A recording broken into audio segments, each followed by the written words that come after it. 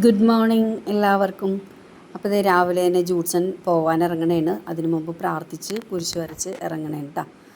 അപ്പോൾ കൊണ്ടുപോകാനുള്ള ടൂൾസൊക്കെ ഇന്ന് പുതിയ സ്ഥലത്തേക്കാണ് പോകുന്നത്. അപ്പോൾ അതുകൊണ്ട് കൊണ്ടുപോകാനുള്ള ടൂൾസ് എല്ലാം 2 കവറിലാക്കി, വെള്ളവും വർക്കിംഗ് ഡ്രസ്സും എല്ലാം കവറിലാക്കി വെച്ചിട്ടുണ്ട്.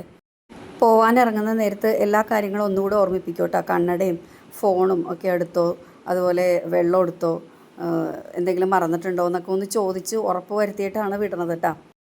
അപ്പോൾ വൈകുന്നേരം വരുമ്പോൾ വാങ്ങിക്കാനുള്ള സാധനങ്ങളുടെ ലിസ്റ്റ് എഴുതി വെച്ചേക്ക്, അല്ലെങ്കിൽ മെസ്സേജ് ഇട്ടേക്ക് എന്നൊക്കെ പറഞ്ഞ് ഏൽപ്പിച്ചിട്ടാണ് ജൂഡ്സൺ പോകുന്നത്.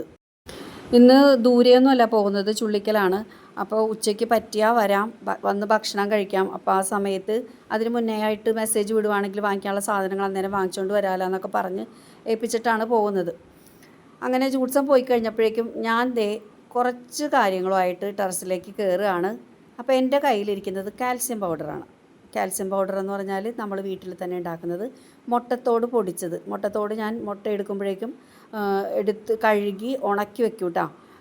എന്നിട്ട് അതിങ്ങനെ മിക്സിയിലിട്ട് നന്നായിട്ട് പൊടിച്ച് ഒരു ടിന്നിലാക്കി അടച്ച് വെച്ചിട്ടാണ് ഞാൻ ചെടികൾക്ക് ഇട്ട് കൊടുക്കുന്നത്.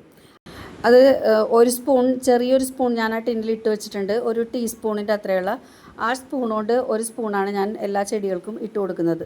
അപ്പോൾ മണ്ണിനോട് മിക്സ് ചെയ്ത് നല്ലപോലെ ഇളക്കി കൊടുക്കും കേട്ടോ ഇട്ട് കഴിയുമ്പോഴേക്കും.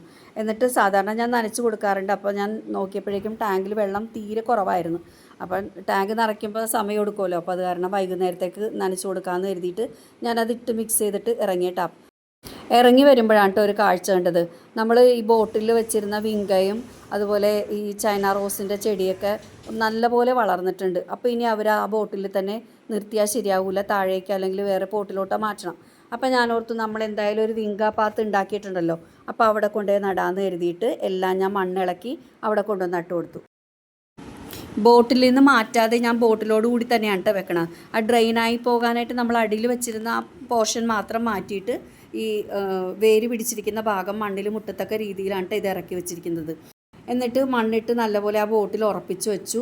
നന്നായിട്ടൊന്ന് നനച്ചും കൂടി കൊടുത്തു. ഇളക്കമുള്ള മണ്ണാവുമ്പോഴേക്കും അതിൻ്റെ വേരോടാനായിട്ട് ഈസി ആയിരിക്കും.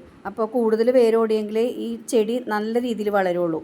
ഇപ്പോൾ രാവിലത്തെ വിശേഷങ്ങൾ ഇത്രയേ ഉള്ളൂ. ഇനി നമുക്ക് അടുത്ത വീഡിയോയിൽ കാണാം കേട്ടോ.